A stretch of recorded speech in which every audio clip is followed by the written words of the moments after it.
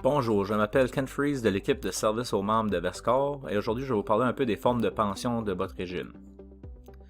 Alors à ce point-ci, vous avez décidé de prendre votre retraite. Vous avez signé un avis de cessation, vous l'avez envoyé à Vescore, on a fait un calcul. On vous envoie des options de pension. Pour votre régime, il y a 6 différentes options. Alors, il y a la pension commune de survivants de 50%, 60% et 100%. Il y a aussi les pensions viagères de 5, 10 et 15 années. Alors, si vous avez un conjoint ou une conjointe, puis pour définir conjoint-conjointe pour votre régime, c'est marié à la personne ou au moins 2 années de conjoint de fait. Dans ce cas-là, vous choisirez probablement le 50, 60 ou 100% de pension commune de survivants. Mais si jamais que votre conjoint ou conjointe ne veut pas la pension de survivant, il peut toujours signer une renonciation. Si vous n'avez pas de conjoint ou conjointe, dans ce cas-là, vous devrez peut-être choisir les régimes de pension viagère avec garantie de 5, 10 ou 15 années. Pour votre régime, par exemple, la forme normale de pension est la pension survivant à 50%. Alors maintenant, on va regarder un petit peu plus en détail les formes de pension. Alors la pension commune survivant payable à 50%, c'est la forme normale comme j'ai mentionné. Pour celle-là, c'est vraiment le conjoint ou la conjointe au moment du décès. Une autre chose pour vous dire, c'est les montants de survivants, on ne regarde pas au facteur de réduction pour le montant de survivants. Une autre note qu'on devrait faire pour la pension commune de survivants payable à 50%, c'est que si que vous choisissez celle-là, le conjoint ou la conjointe doit signer une renonciation.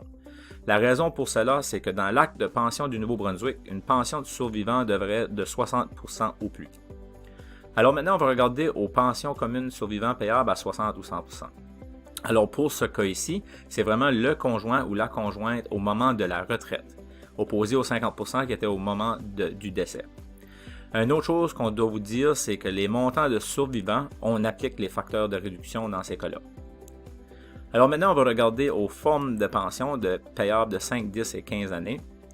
Alors si on retourne à paiement, puis j'ai peut-être pas encore mentionné, mais chaque forme de pension que vous allez choisir, les montants sont versés pour le durant de la vie du retraité.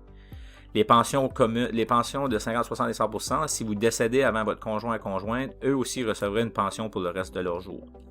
Maintenant, quand on regarde les pensions viagères avec garantie de 5, 10 ou 15 années, ceux-là sont un peu différents. Alors si on prend l'exemple de la pension viagère avec garantie de 10 ans, vous débutez votre pension, vous êtes sous pension pendant 8 années, vous décédez, votre bénéficiaire nommé recevrait 2 années de pension. Alors le 8 plus 2 qui fait 10.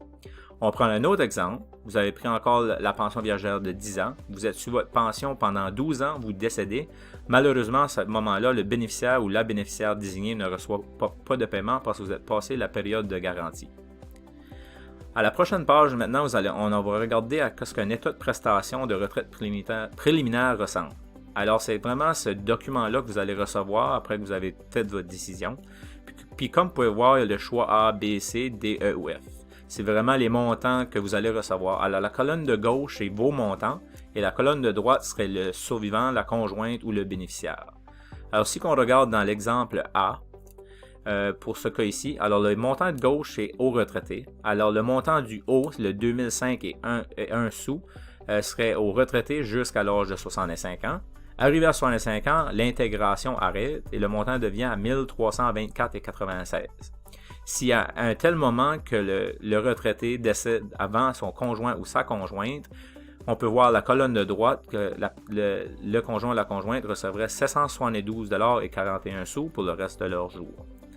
Alors, si vous avez d'autres questions à propos des formes de pension, vous pouvez définitivement communiquer avec l'équipe de service aux membres de Vescore.